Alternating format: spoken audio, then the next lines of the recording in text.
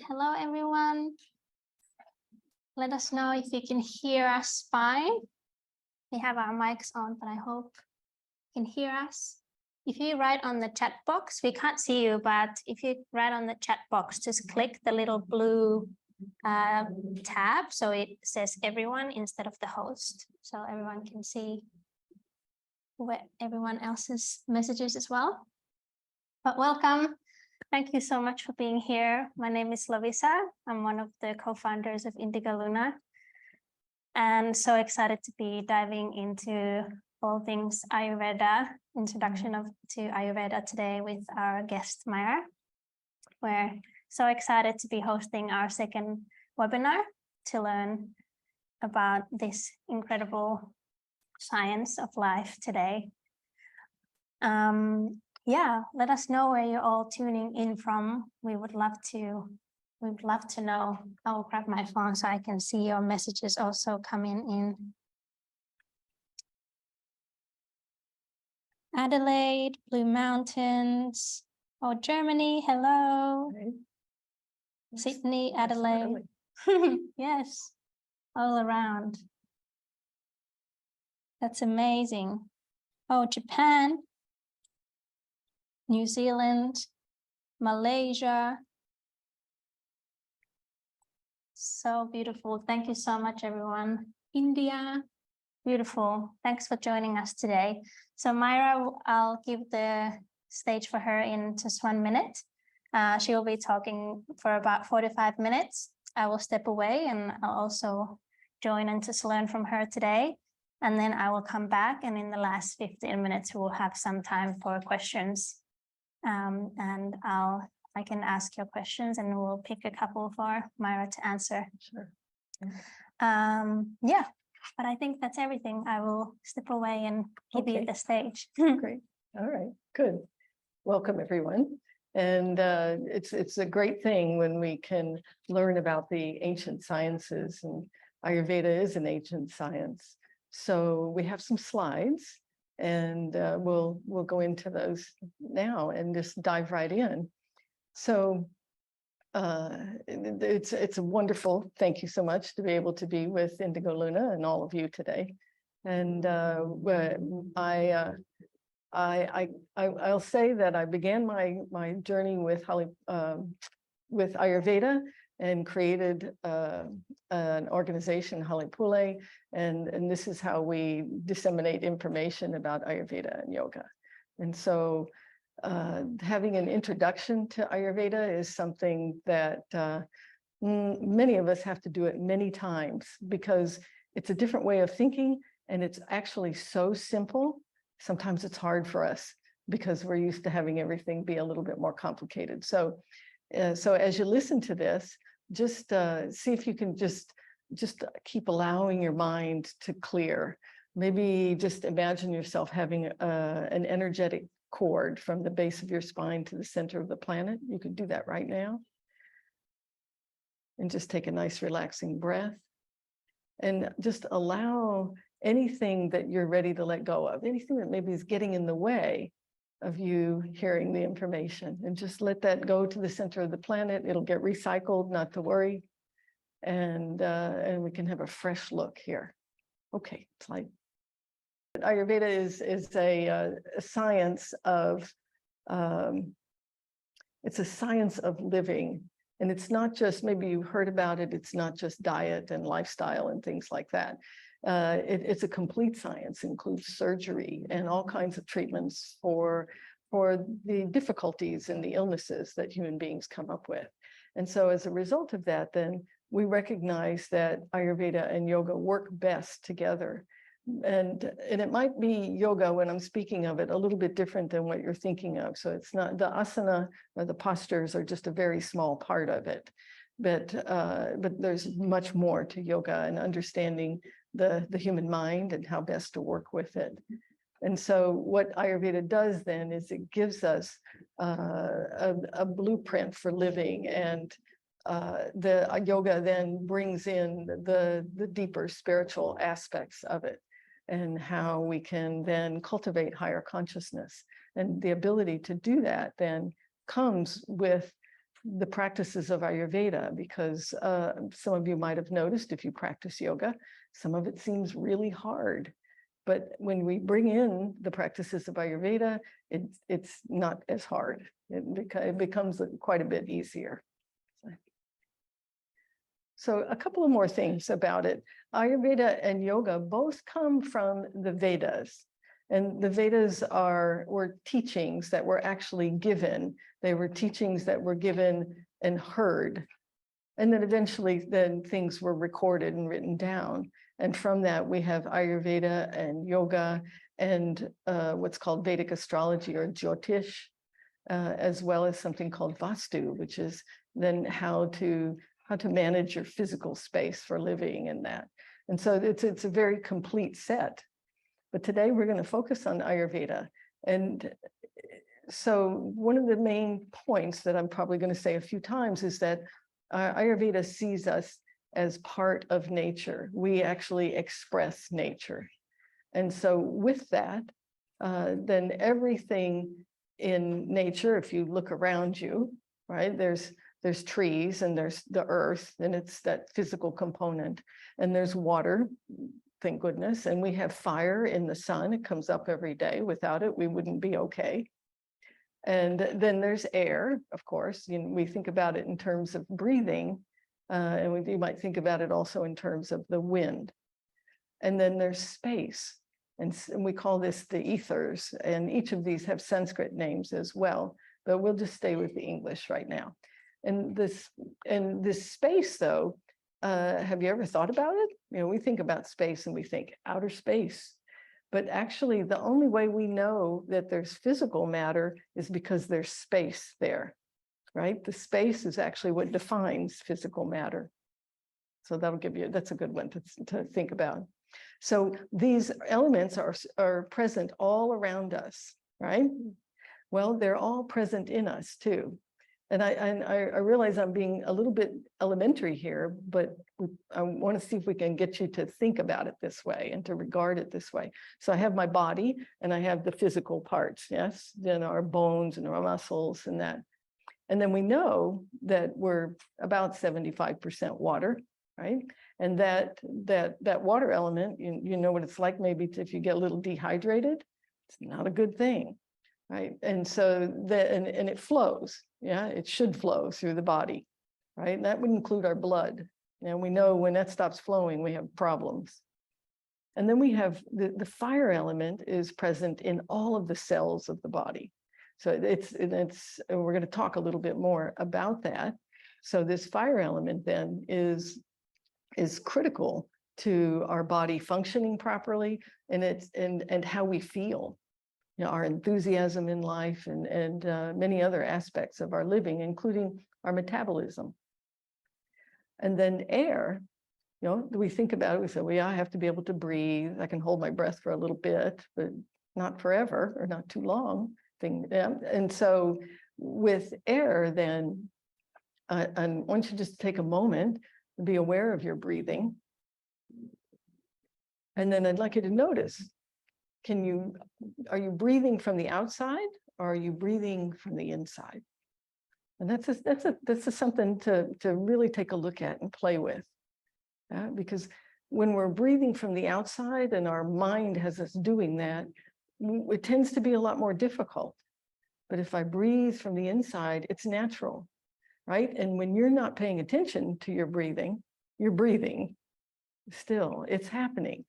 And it happens from the inside. And then that space, well, we have space inside of us.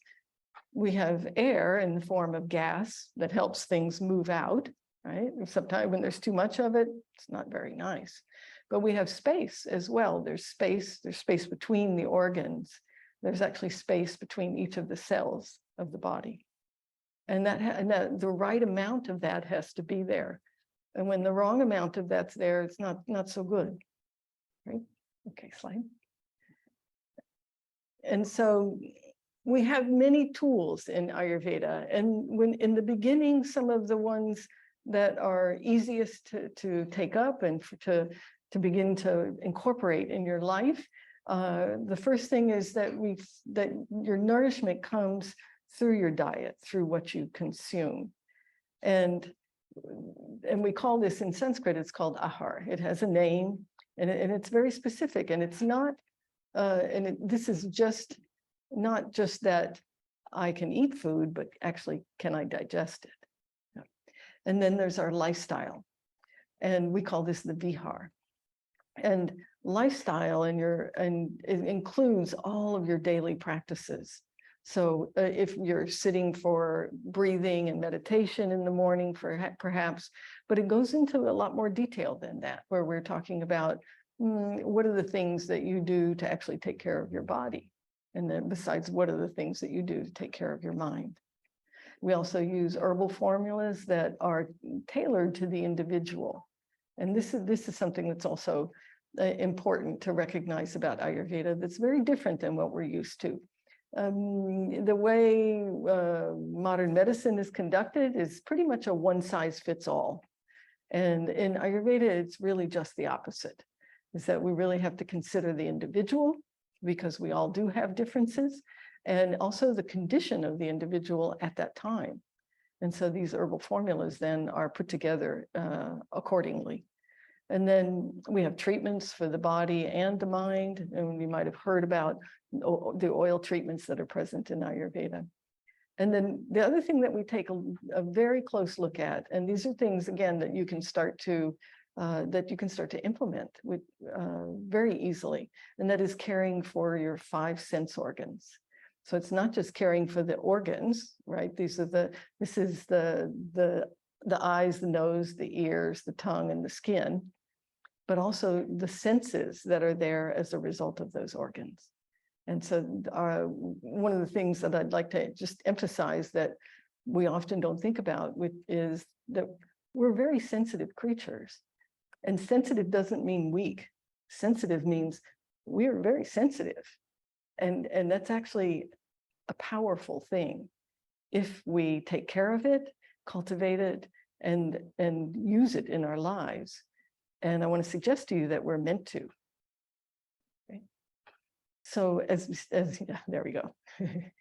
And so again, we're an expression of nature. We're not separate from it, right? It's all around us. It's inside. And that inside, you might notice, and that when the season changes, right? Or even just with the weather change, how you feel changes. And that's why, because the elements around you are having an effect on you. And one of the most significant things is, as I mentioned, are your senses and what's happening to them. And so one of the things then to just start to pay attention to is don't insult them. Don't do extreme things. Bodies don't really like extreme things, and your mind actually doesn't either. But sometimes when we have some imbalance in our system, we get attracted to those extreme things. So how you take care of your eyesight, and in particular, what you listen to, what you look at, what you put on your tongue, right? We get pretty focused on what we put on our tongue a lot, but those other things are just as important. Okay. Right. So you might have heard then the word dosha, and dosha is just a way of describing how those elements function in us. That's it. It's really just an organizing principle for the elements. And there's this slide. Yeah. And so Vata dosha then is the air and space. Now think about that. Air and space, they're both really light. And so we look at the qualities of things. We're going to look at the qualities of these doshas and look at the qualities of the elements within us and the qualities around us. So if you think about air and space, it's light, it's airy, it's mobile, it moves. Think about the wind. Right? Okay. And then Pitta dosha is the fire and water elements. It's primarily the fire element, and I mentioned about that it's the fire that's in our cells. It's what makes things run. Yeah, and that's one of the reasons that the sun is so important to us, because we don't function without that. You know, that fire element is what feeds us. And then the water aspect of Pitta, though, is most specifically the acids in our digestive tract, right? So we need those. We need the right amount of those. And then Kapha dosha is the earth element, the physical mass, and water. And that would include the fluids, the various fluids in the body, including aspects of our blood, and as well as urine, and how we move our fluid and hydration through the body. So these Vata, Pitta, Kapha, then, all of them are in all of us. We all have all of it. It's just a matter of how much of each of those we have that makes a difference in how we look. This is why I look like this and you look differently, and how our tendencies are, what we like, you know, what we choose to do for a living. Those kinds of things are all affected by the amount of these doshas that we come into life with. And when I say come into it, we come in with a constitution that's fixed, and that fix takes place at the time of conception. And that's a big thing to pay attention to, that at least I'd never heard of it before coming to Ayurveda. That happens at conception. And then everything that's happening after that is having an effect. And that's why in Ayurveda, we really want to help women recognize that it's such a special time when you're pregnant, because everything that's happening to you is happening to the baby, which then has an effect on their life. So that's why, and when I was growing up, you know, women were, you know, it's not that it's not an illness or a problem, it's just that it was such a special thing. And I think it still is, but we have a tendency to go out and about and do a lot of things that maybe we didn't do in the past. And so each of these doshas then in us, like I said, it creates our experience of life. So if I come into this life and I have a Pitta predominant constitution, meaning I have a lot of it, then each of these has different qualities that we would show up.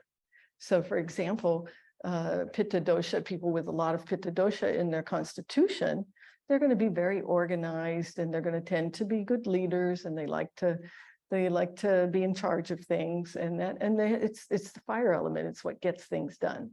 So think about this, each of these within yourself, because we all have some. And then Kapha dosha is the part of us that's grounded. It's the part of us that's earthy.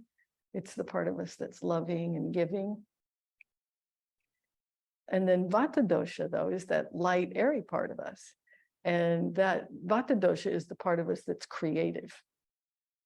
Right? So and this is all I'm speaking of, these qualities when these doshas are in balance, when there's the proper amount of them. And so the Vata dosha, again, it's the part that has flexibility. People with a lot of Vata dosha, they make good mediators. That, you know.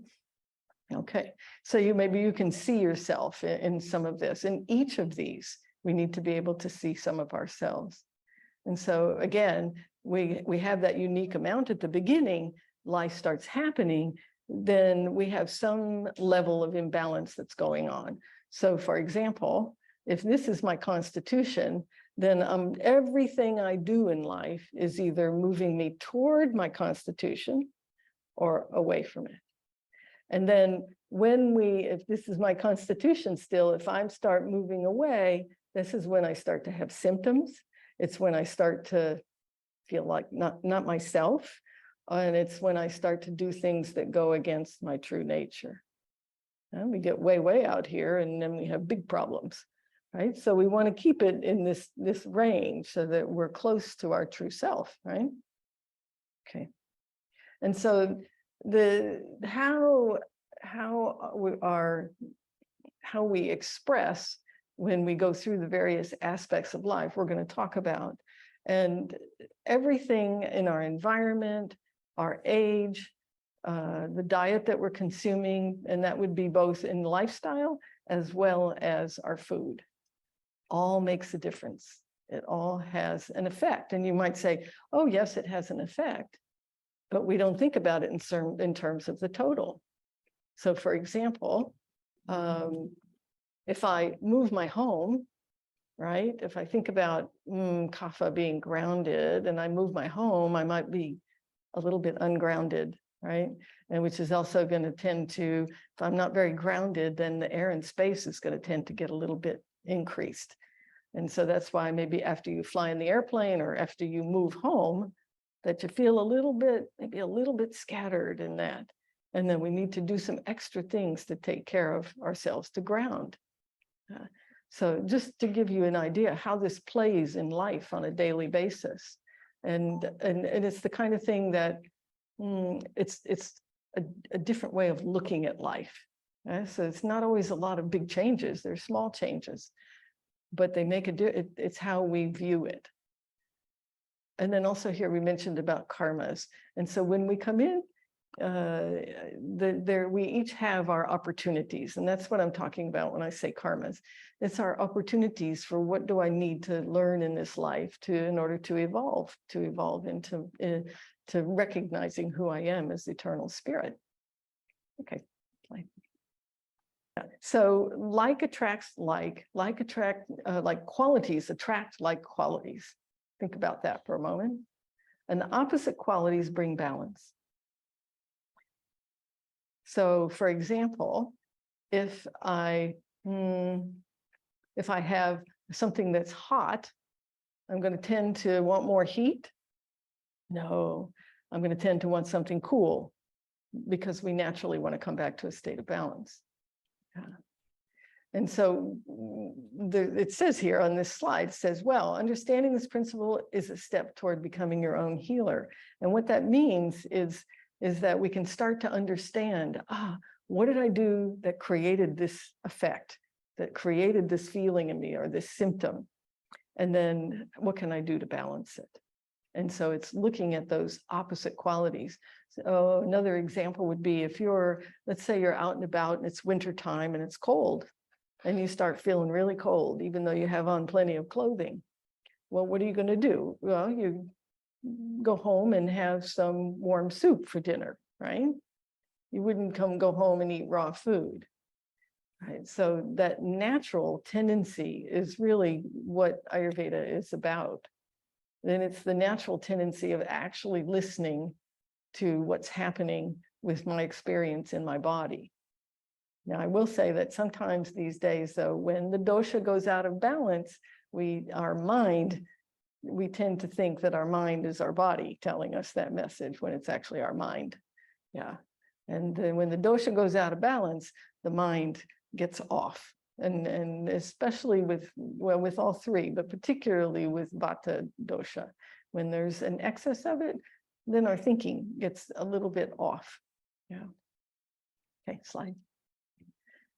So just to give you an idea of this holistic nature of Ayurveda, that is, there are doshic times of day. In other words, there are times of day when the doshas are active within your body. There are doshic times of year. Think about if you have your seasons, right? Most of you have 4 seasons, or at least 3. And when those seasons change, right, you feel different, right? And that's because the elements that are present in nature are different, and so they're having an effect on you. And by the way, the transition of those seasons, the doshic times of year, but those are quite vulnerable times. And then you might notice, if you think about when you've gotten a cold or something like that, it's frequently at the transition of a season. So then we know that this is a time where we need to be particularly careful with ourselves and not overdo things in that. And then there are doshic times of life. So if you think about the Vata, Pitta, Kapha, and those elements that are present in them, yeah, then children, we come onto the planet and we have a small body, right? And that body starts growing, and that's Kapha dosha. It's the Kapha time of life. And then you get to about 20 years of age or so, and we're not really growing, we're not growing bones anyway, that much.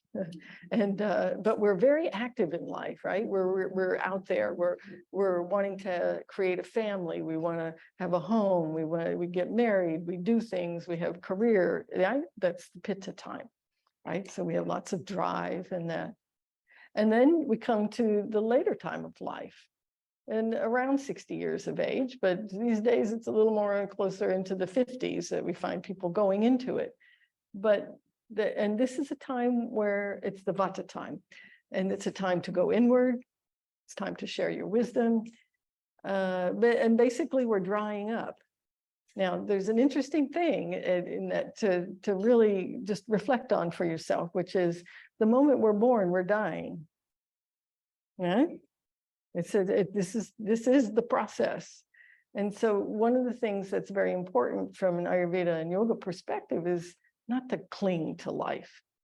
When we cling to it, then it doesn't flow. Things don't happen easily, right? When we're clinging, we're in fear. And living life in fear doesn't bring us our best results. Yeah. So there's an element when these elements are balanced within us, we can trust the flow of life. Yeah. We can trust, whether you like to think of it as the God of your heart or the source of the universe or whatever, that we can allow that to happen and trust it. And when we do, we find that a lot of life becomes quite effortless. Yeah. Okay, slide. And so do you need to know your dosha to plan your meals and to bring Ayurveda into your life? And the answer is no. So when we say dosha here, we're talking about your constitution. It's also called your prakriti in Sanskrit. You don't need to know that. But when you learn a little bit about the doshas and their qualities and that, then you can understand what your imbalances are. And then you have the principle, like attracts like, opposite brings balance. Then you know how to start bringing yourself back to balance. And I said back to balance. You may have never experienced balance in your life. We're all meant to feel well.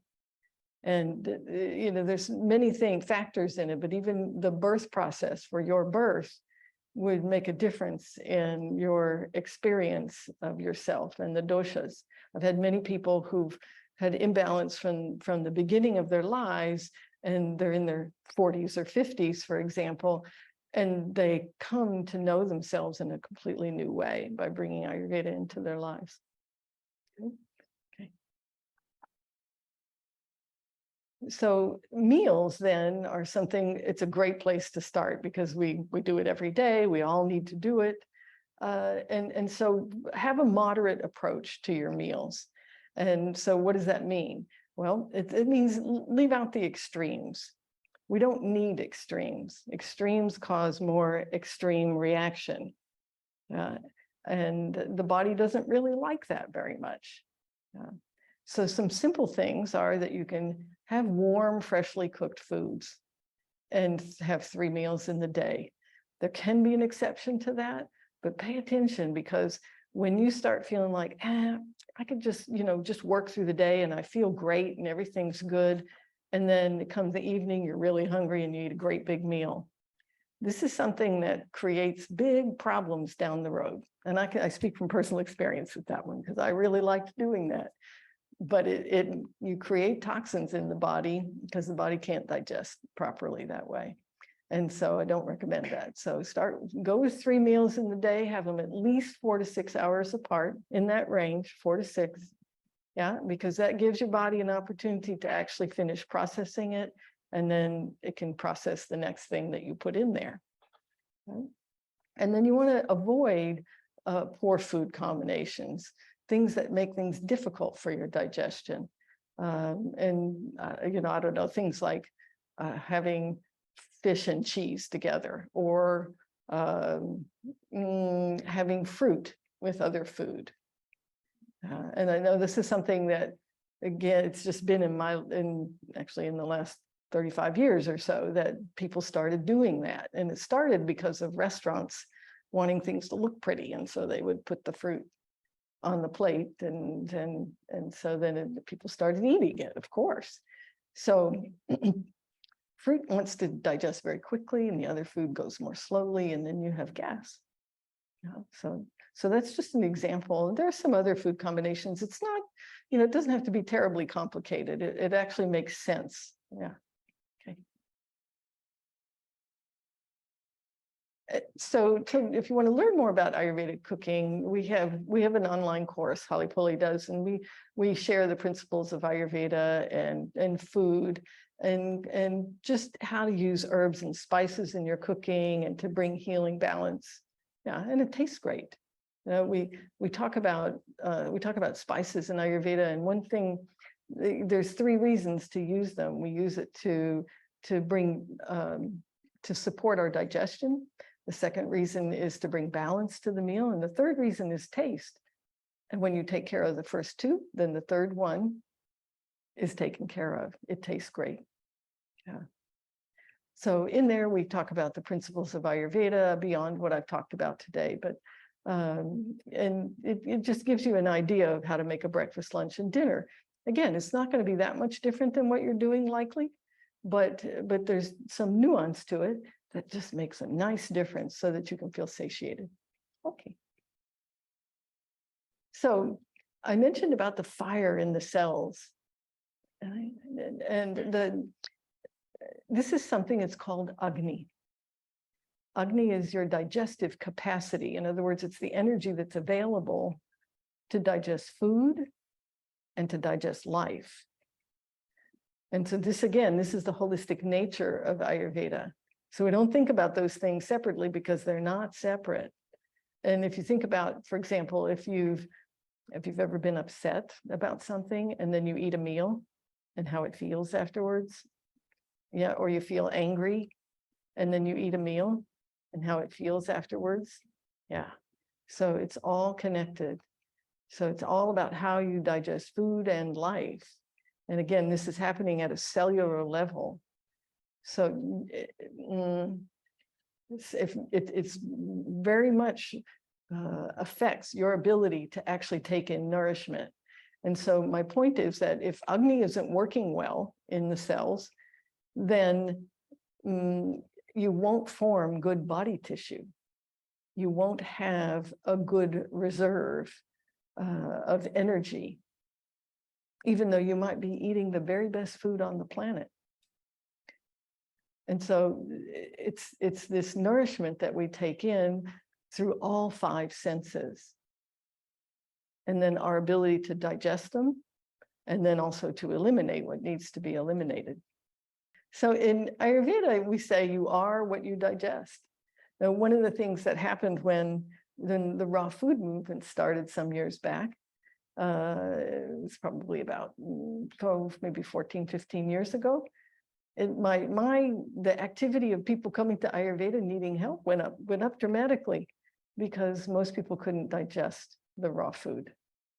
Yeah. So when Agni, this capacity to digest, when it's balanced in us, our eyes are bright, our skin glows, we have a nice, positive, even temperament, and we have good enthusiasm about life.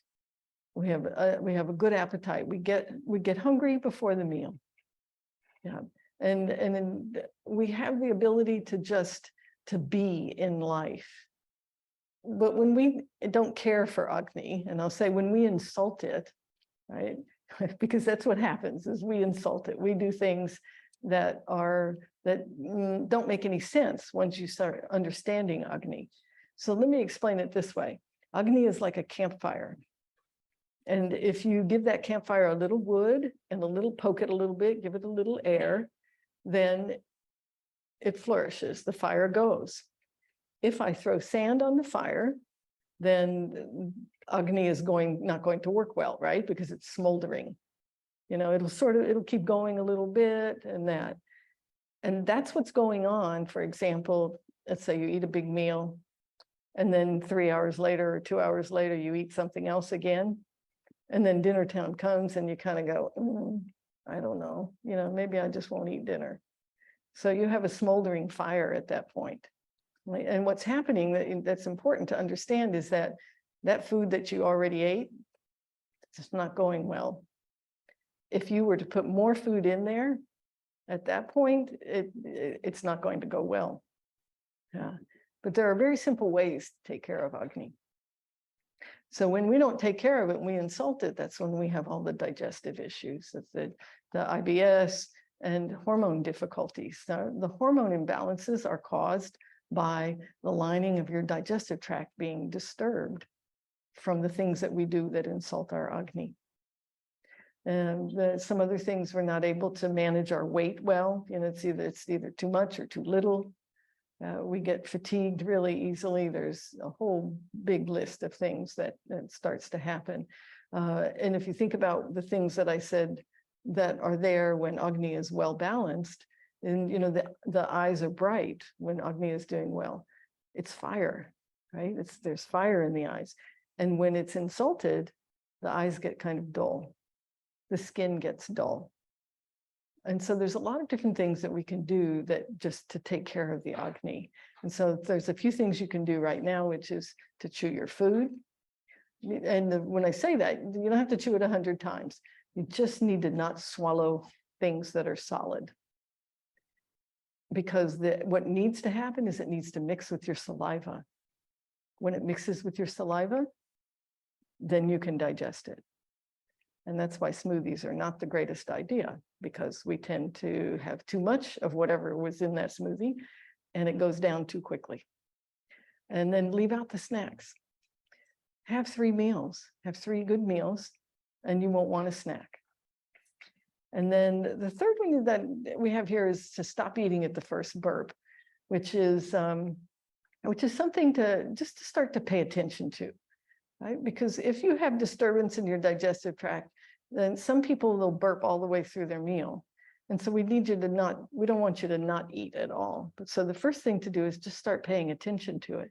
Because what should happen is, if you're familiar with what was meant to happen with a baby, right? In the beginning, we feed them and then we burp them. We just help them move, have that displacement of air, right? We talked about the air element being in us, and there should be a little bit.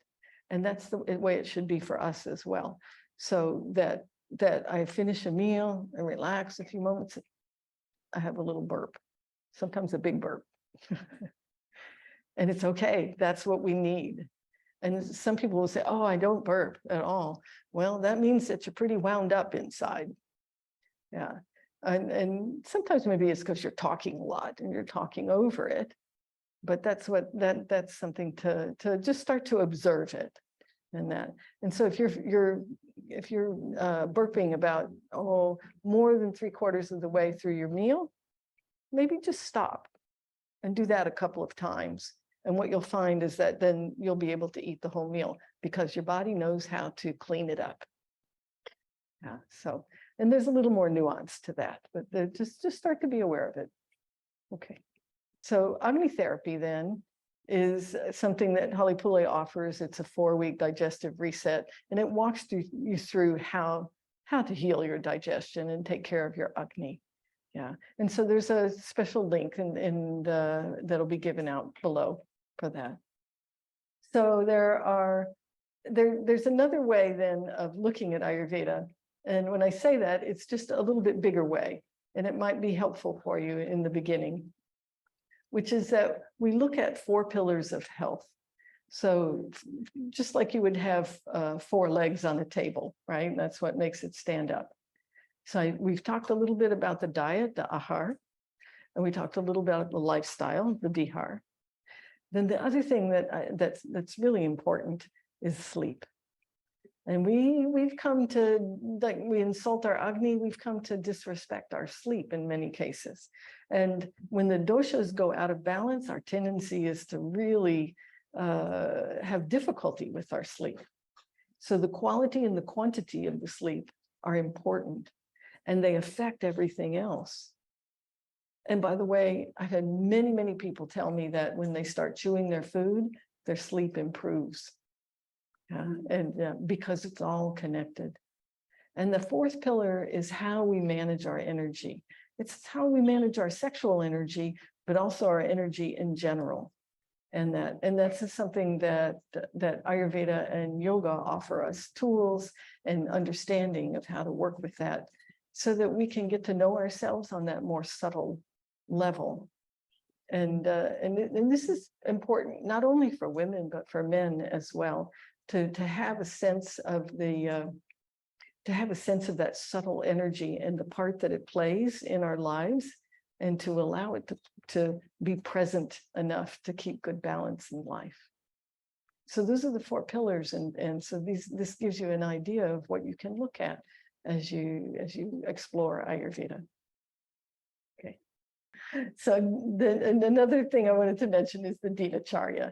And the Dinacharya, it's our daily routine. That's what that word means. It's actually, Acharya is a teacher. It's the teacher of the day. So these are the self-care practices that I mentioned in the very beginning. And with Dinacharya, there are a number of self-care practices that can be done. And this is something that you can learn more about. But a couple of things are to pay attention to what you do first thing in the morning, because you set your energy for the day. So one thing you might do is either a prayer or just have a moment of appreciation for everything that you have in your life, and then do that same thing at the end of the day. Okay. Great. Okay. All right. Okay, now we're going to take some questions. And Thank you so much for all that info. Sure. Oh, one other thing I wanted to say about it is that because it's a holistic science, it's always an interesting thing to try to find a place to start. Because if you think about something that's whole and dynamic, it doesn't have one starting point. Yeah, there are many possibilities. So choose one of those. Yeah. So fascinating. I've learned a lot today, so I hope everyone have also learned things. I have a couple of questions here that I'll just read out. Someone asked, do you have any recommendations for a good breakfast? For a good breakfast? Yes, actually. So the things that I would suggest would be either a porridge, and I say porridge, it could be made out of rice or barley or many grains. There are possibilities. I wouldn't mix more than 2 grains. Yeah, because again, it gets too complicated for the Agni, or the digestive capacity. And so you could do that. Better to cook it, make it with water and some spices and some ghee, or another oil that you might be using. And so that's going to be something, especially if you have cooler weather, this is a good thing, or you need to feel real grounded. The other thing is to have just fruit. Don't have more than 3 kinds at once. And have a nice, good size serving. And the amount to eat in a meal is your hands, like this. That's why we all have different size hands. So it's very much related to the size of your stomach. So, so those are a couple of possibilities. Another possibility would be a freshly baked good. We have a lot of recipes on our website that take you into a number of very simple possibilities for that. And then some people like to have, rice and vegetables. That's okay too. Your Agni is a little weaker in the morning, so this is something for you to consider and how you're doing. But you could see then, for example, what time you went to bed and how much sleep you got is going to make a difference in how you feel in the morning and your Agni and your digestive capacity. It's all connected. I've heard once that for women, especially for our hormones, that it's best to eat in the first half an hour to an hour after waking up. Have you, or is there like a recommended time, or just based on how you feel when we should start eating breakfast? I wouldn't go with that idea of right after you get up or 30 minutes after. It really depends on the individual. Mm. But what I would recommend, and this would be for everybody, is that you have a period of time, because you're going to do some things to take care of yourself first. And then you have then you have your breakfast. So I'd suggest that you have your breakfast about 7 or 7:30 in the morning. Mm. Yeah. And related to hormones is just related to how well you're digesting. Yeah. Right. And someone probably came up with that idea because somebody had a low Agni, and so they wanted to see if they could catch them right away. Mm. Or they have a very hot Agni, which can happen, and you're digesting really fast and you're kind of famished all the time. That's also an imbalance of excess fire. And so then that idea might have come from that. But in general, it's not a great idea. Someone asked, is it okay to have 2 meals a day if done regularly? It depends on the individual. It depends on your dosha and that. In general, for most people, if you're out in life these days and functioning and working and doing the do, I would say that's not a good idea.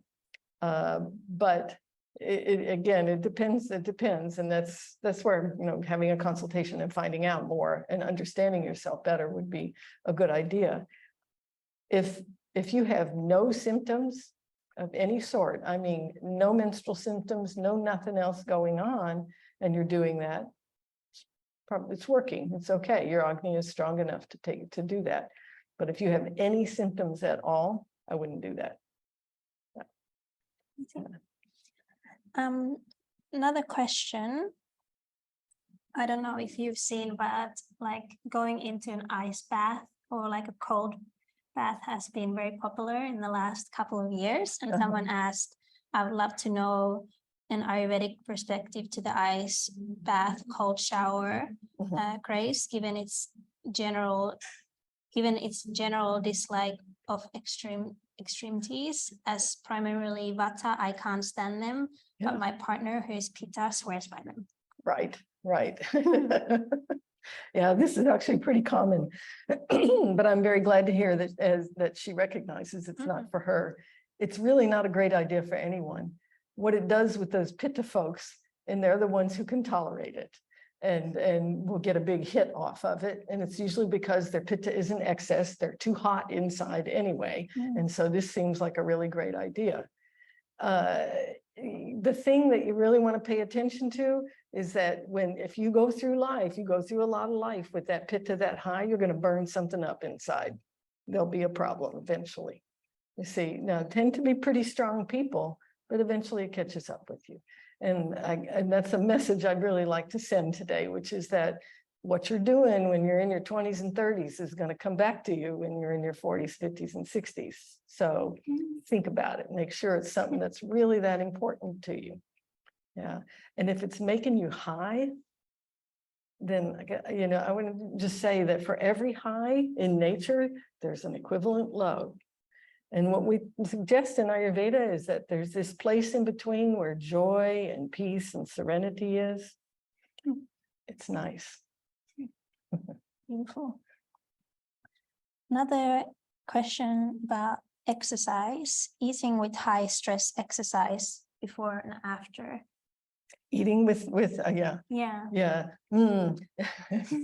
So if you think about it, when you eat a meal, your Agni goes to work, right? You feel that, right? You eat a meal and afterwards you kind of, you're a little bit relaxed, hopefully. And it feels like, and that's actually natural. That's what should happen because your energy is drawn into Agni, into taking care of what you put into your digestive tract, right? And if you go out and exercise while that just started, that digestion's not going to go well. So this whole thing that came up in the fitness industry, see, again, when I was growing up, nobody would ever do that. That was the thing that came mostly late 80s, 90s, that, oh yeah, you need to go eat and then go exercise. And this is not good thinking. Yeah, you don't get good results from that. So so it's not a good idea to eat and exercise. And actually, even after you finish, if let's say you do let's say you do a yoga asana practice, Yeah, and it's a fairly strong practice. And then you finish, you take your savasana. You want to wait at least 20 minutes after that before you eat, and preferably maybe a little bit longer. Because again, when your Agni, your energy is all drawn out into your extremities, and then you want to be able to have it come back. And so you want just everything to settle down. So it makes sort of sense for me, at least in my personal experience. Sometimes exercise. That's so right. Wait for that cue to come in from the body to eat. Yeah. Okay, cool. Another one. Any Ayurvedic tips for balancing hormones and supporting our menstrual cycle? Yeah. Yes. So the hormones are produced by glands in the body, by ductless glands, and what feeds them, the nourishment that comes to those glands, then comes from the digestive tract, which means then the function of your Agni and how well the condition of your digestive tract and how well that's functioning has everything to do with the hormone balance. Yeah. Now, remember I mentioned in the beginning about how we're sensitive creatures.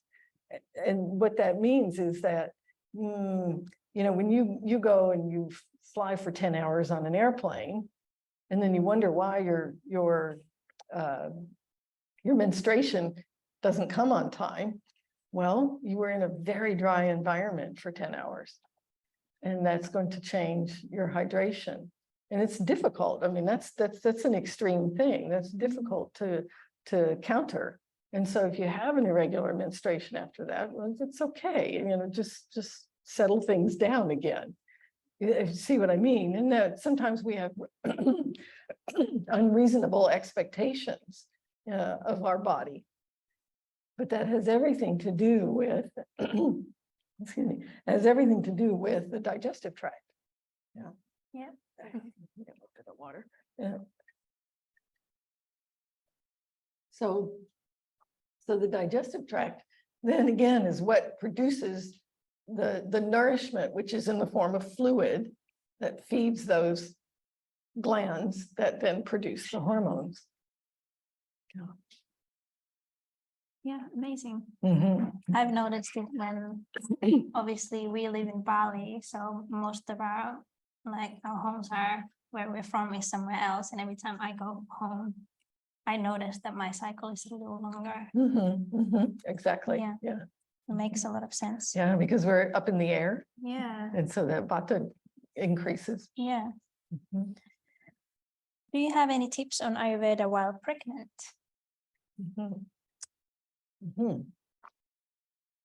Yes. Pay attention to what you expose yourself to. Eat balanced meals, and you can learn more about that on our website at halepule.com or in Omnitherapy. But having that balance is what's going to make a difference. So there doesn't have to be a lot of special things that you do during pregnancy. Sometimes a snack is going to be a good idea. Yeah, it depends on the individual and your condition and that. So there are some things, minor things like that, but otherwise it's balanced food, and don't expose yourself to extremes, loud noises, things that we call rajasic, things that cause disturbance, hot, spicy foods, things of that nature. These are all having an effect on you and on the baby. So keep it real simple and nice and moderate. Yeah. What causes dryness in the body and on the skin? Thank you. Yeah. So what causes the dryness? It comes from the inside out. Now, granted, you can be in an airplane for 10 hours and you're going to be drier than you were before, but it's because it's drying you up inside. And this is why it's so important to keep the doshas balanced. Vata dosha is air and ethers. Remember what happens if you have a lot of wind? It dries things out. So when that Vata gets high, because you're eating rice crackers and light, dry, airy food, or maybe not drinking enough, or those kinds of things. Those are all going to make a difference then in your ability to have the proper hydration and therefore what your skin is going to be like. Yeah. One more for the hormones. There is a question if there are some Ayurvedic tips for that time of the month for women. Okay. Yeah. Yes. Yeah, it's a time to go inward. So to have a little bit less of the demanding activity during your moon time or your menstruation is very, very helpful, because we ask too much of ourselves during that time. We need to be a little more gentle with ourselves. It's very special. Yeah, there's a transition that's happening. Your body is letting go. And so some of the things would be obviously to make sure you get enough sleep, to have some warm cooked foods, and to not be around, to be around people that are pleasant. Yeah, to don't expose yourself to things that are going to be disturbing to you. And there are other things when there are symptoms present and that kind of thing. There are various home remedies that you can use. Yeah. But one thing that probably is frequently very helpful is just to have a little bit of ginger tea, just a little warm, mild ginger tea, or a little ginger tea with some licorice in it. That can be helpful. I think I'll do 2 more questions. Okay. Someone has done a quiz online for their dosha and is asking how should someone approach the diet components, for example, specific vegetables, grains, etc., and habits suited to a dosha if they have 2 dominant doshas. Okay. Well, I'd like to offer you another solution. So I'll just say something about the quizzes, because I think it's important when you are becoming acquainted with Ayurveda. So dosha quizzes, dosha questionnaires came about in the West. Okay, this is not something that was from Ayurveda originally.